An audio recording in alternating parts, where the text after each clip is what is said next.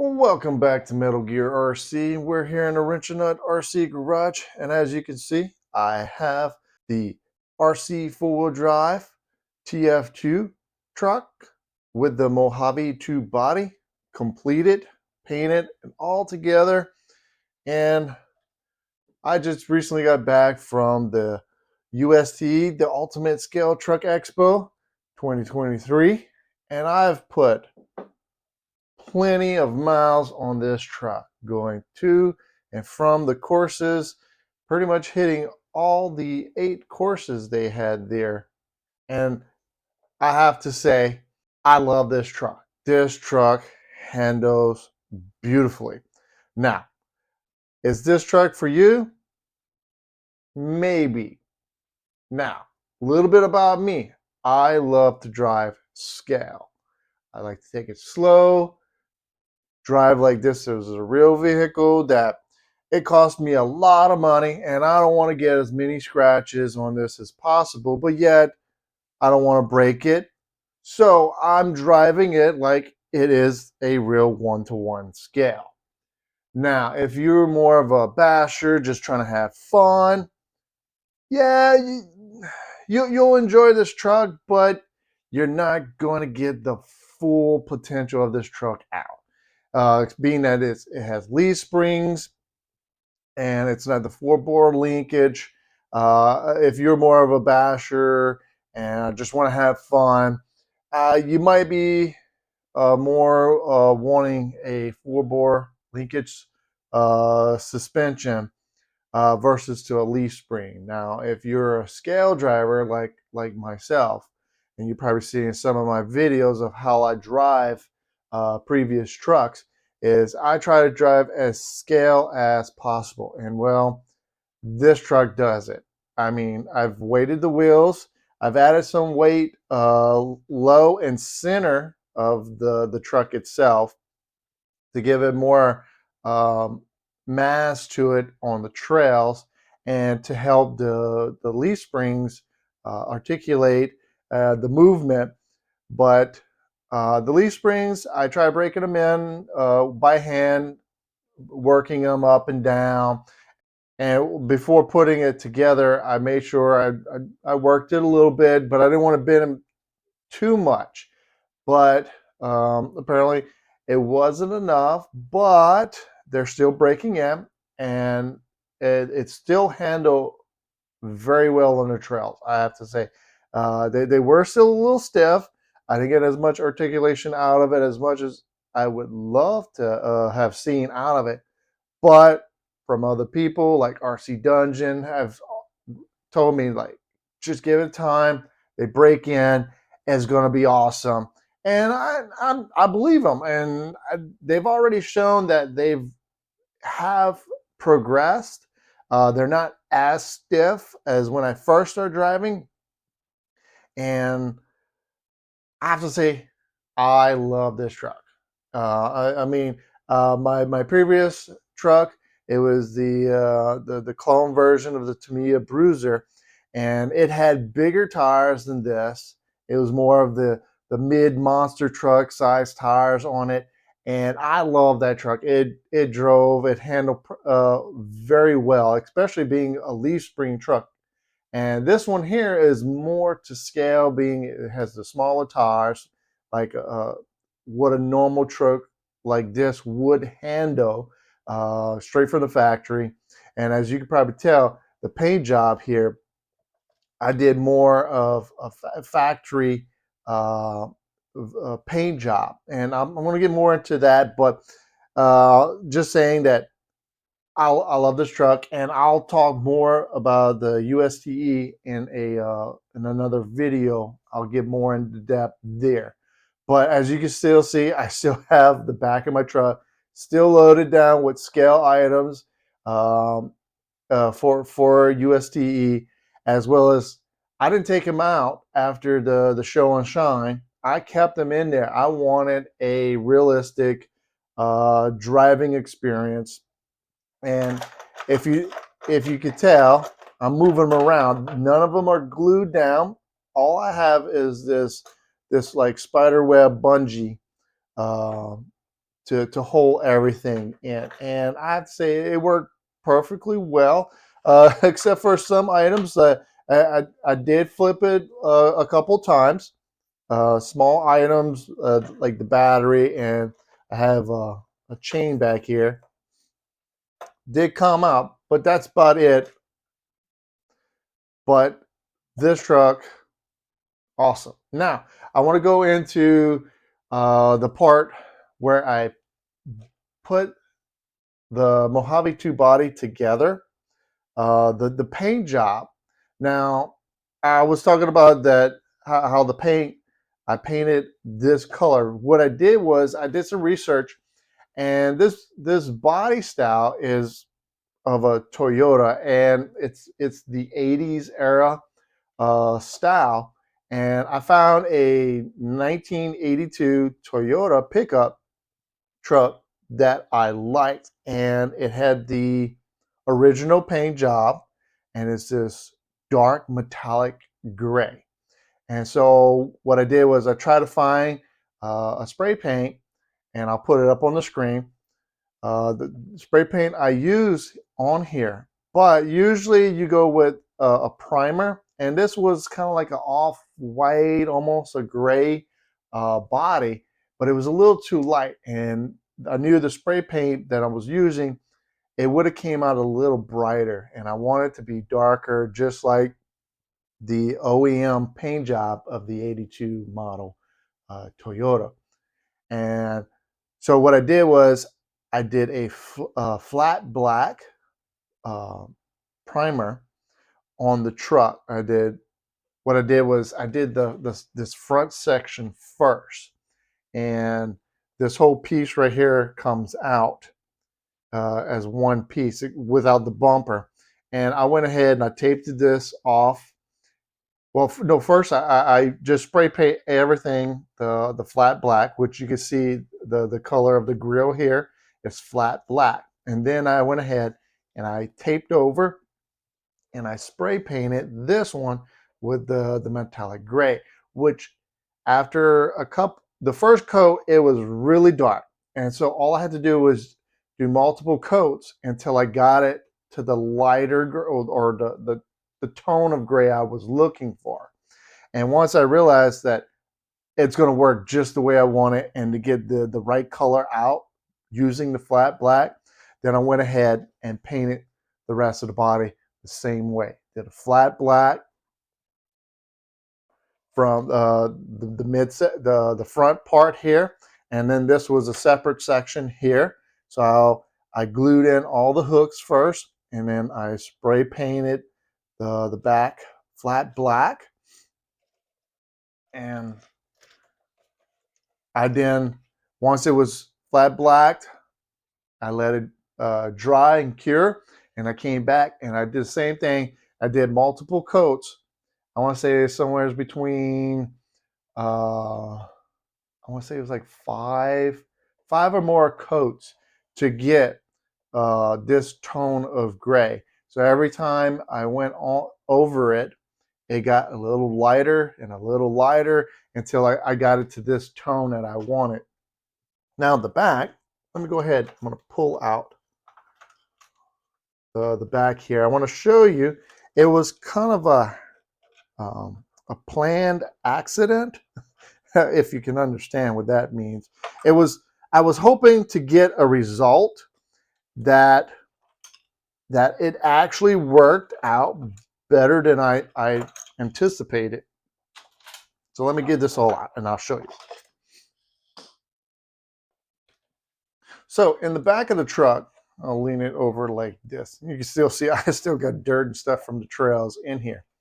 But as you can tell, is you see here the coating of it, this is a lot lighter. So this, I was if it didn't work out the way I wanted to, I was going to tape it off and then flat black this again on top of the spray paint that from here. So as I was saying, is this was flat black with everything, and then what I did was I spray painted from the bottom up. and I let the spray paint hit this way, especially to get underneath the hooks. I wanted to make sure everything got coated well. But I let the spray go up and then settle into the bed of the truck. Now, when it settled into the bed of the truck, it gave a more of a coarse texture to it. As you can tell, it's a different tone. It's a lot darker. So, like this would be like one coat of paint versus to this is like 5 or more coats. And when after I let it cure and dry, I noticed it was very coarse. It had some roughness to it, and I was like, "This is what I want," because the OEM truck, uh, they usually just sprayed painted the whole truck the same way, and the bed was pretty much the same as this. But I wanted to give it a rhino line, like someone after purchasing it, the bed got scratched up a little bit, and they went rhino lined it, but they wanted the a similar color of the truck in the bed itself. So, like I said, it was kind of planned, and I was hoping it worked the way I wanted to, because I used a rattle can. I didn't use no um, airbrush, a high-end airbrush. It was, like I said, just a rattle can.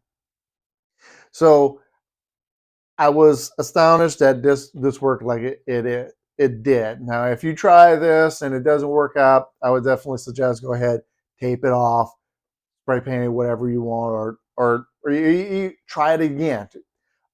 Spray painted flat black, and then just kind of mist it in there and see if you get this result or a better result. Now, as you can tell back here in the bed, there's usually 2 body posts coming out of here. So what I did was I pulled the body posts off, and I measured the holes, and I measured the distance from the frame. So I drew it up in CAD and 3D printed these out, and I'm using a TPU. It's more like a rubber plastic, well, more of a rubber, but it mounts onto the frame down here. You probably just see it. Let's see if I can get a little bit better on the camera.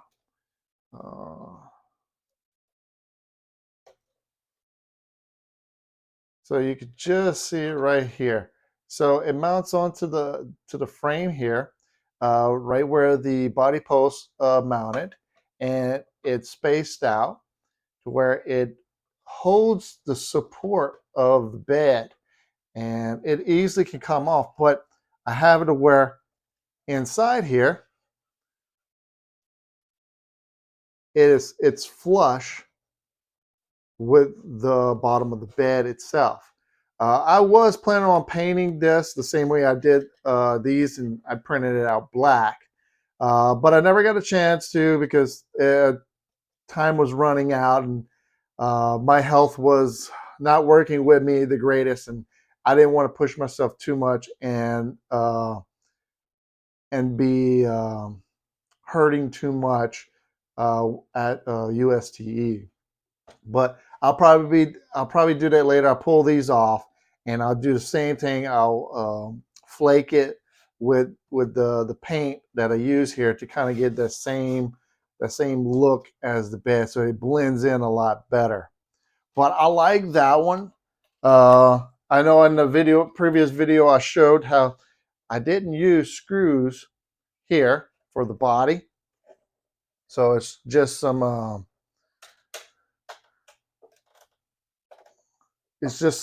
set screws. Let me see. Pop that side. Pop this side. So just some long set screws that I screwed in backwards, being that the tip of it was smooth and didn't have any actual threads on it. And I reversed it and I screwed it in. And I want to say it's like 3 to 4 millimeters sticking out, just enough to catch the body of the truck. And it holds very well on there. So the other thing I did notice, I'm getting dirt from coming out of the bed. So when putting the dashboard in here, I did paint it up real nice, and I've shown this one on Instagram. But the windows, the windows are just like the what is the word I'm looking for? So the windows are just like the clear bodies. It's a clear thin plastic. But when I try to put it in there, you got to cut it out. And I didn't use the screws, but I just punch some holes in there with a hole puncher that lines up with everything. And once I got everything cut it out and try to fit it in there, when I went to put the dashboard on, it would push the dashboard out. It just didn't look right. So what I had to do was, took all the screws out, I had to take a heat gun, or you could use a blow dryer, and you heat up this plastic here. And you heat it up to where it starts to get pliable. And then you got to force this down into there.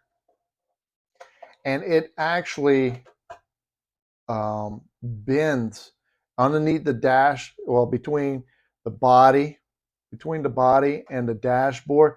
It deforms it, but yet you don't see it because it's underneath where the screws are at, and the portion of the dashboard. It deforms it, but it pushes it nicely up against here. And then I force the dashboard up. So now the dashboard, when screwed in there, this clear plastic isn't pushing it down. It looked very crummy. So that's one of the things I did to get around that, was heating it up, letting it get very pliable, and then forcing the dashboard up in there into the position I wanted it. And then I was able to put the screws in. Plus, that was one other thing too, is there's 3 screws up here that it mounts onto, and the holes that from the factory, there's a little indication of like, this is where you're going to put the holes at. Those didn't even line up. So that was another thing too, is you had to heat it up no matter what. I think you're going to have to heat it up, and then you're going to have to force it into the position it needs to be so it can line everything up. But besides that, this truck went together pretty smoothly. The lights back here, I think I did the lights in the back. I think they were a little hard to get in because it tucks in there. So you're definitely going to have to get something to kind of like hold the backing of it so you can screw it in. And I know, especially like these lights here, there's some screws that goes here, and I actually had to get a shorter Allen wrench and just take your time to work it in. Especially if I know a lot of guys that just get these bodies just for the look of the truck, but to just do rock crawling. A lot of them don't even put it in because it just takes time to do all this. Like I had to paint these. These come clear. So like I said, I modeled it after the 1982 truck, and these are red. So I had to color in these red, and the front ones, it's like a yellowish orange. So I did that as well, and as well as in the front here, they're like yellowish orange as well. So I matched up the colors here, and that's one of the other things I'm going to be doing to this here is because I am running the Hobby Wing 1080 G2 in this truck, which I thought the real car mode would be kind of a gimmick. But like I said, being that I'm more of a scale driver, this worked out perfect. And I brought my programming cart with me to USTE 2023. And just like I left it in the real car mode, thinking like, maybe I'm going to get a couple trails in and I'm going to like, I'm done. I don't like it, because you have to switch it from forward or reverse. I found that I liked it a lot. I really like the G2, because the drag brake, you can control it from the actual controller itself. So if you needed more drag brake or less drag brake or no drag brake, you can just set it on your controller and keep going. But with the real car mode, every time, like I said, every time you push forward and you brake, well, you can adjust the brake from 110 to 50 to 100, no matter how many times you push it. You don't have to worry about it slamming into reverse. So I kept it in a real car mode, and I used the drag brake as a parking brake. Like if I get in a position and I wanted to take my hands off the controller, I just hit the park brake. I have a single little button. I click the button on my controller, and it takes it from 0 to 100%. And I have a time, a slow time, so it goes from 0 to 100 real slowly. So just in case I'm driving an accident hit, it just doesn't just slam on the brake. It'll slowly increase the drag brake on it. And the same thing too, when I release it, it doesn't go from 100 to 0. It slowly increments it down to 0. So let's say you're on a trail, you're up on a steep incline, you get the drag brake on, but you just want to slowly back it down before you throttle or whatever. You could just hit the drag brake, and it'll slowly release the brake, which I liked. So like I said, is if you're a scale driver and you like the leaf springs, this is an awesome truck. I mean, I like this truck for scale driving. Uh, the only downside is you will have to work the leaf springs to get them the way you want them. It does take a little time to get them where they're really going to be articulating on the trails. I know I didn't get as much video as I wanted to. There was a lot of people at USTE, but I did take some pictures, and I have them up on Instagram if y'all want to go see them. I have them up on Instagram. And there was a couple guys on the trails, like, because of my driving style, they were like, dude, do it again, do it again. I want to record that. And so I'm waiting till they post it and they tag me in it, and I'll probably be grabbing them and showing on either Instagram and Facebook. But if you're thinking about getting the RC4WD Drive TF2 with the Mojave II Body, and you're a scale driver, I have to say this is an awesome truck. It definitely performs. I know a lot of people talk good about them, and you may say that I'm starting to become a fanboy. Well, I don't want to really be a fanboy, but from my experience, I like this truck. I will be trying other trucks, but I like this truck and the way it handles. Now, this may not be great for every situation, but for when I'm doing scale, realistic trail driving, this is the truck I'm going to want to drive. Well, thanks for watching. I hope you liked what you've seen here. If you like what you've seen here, please hit that like button. Subscribe if you're not subscribed. And leave some comments below. Tell me what you liked about it. Tell me if you have one or if you want to get one. What do you want to know about it? What do you like about yours? If you got any questions that I didn't cover in this video, please leave them below. I'll read them, and I usually respond to all of them. And until next time, thanks for watching.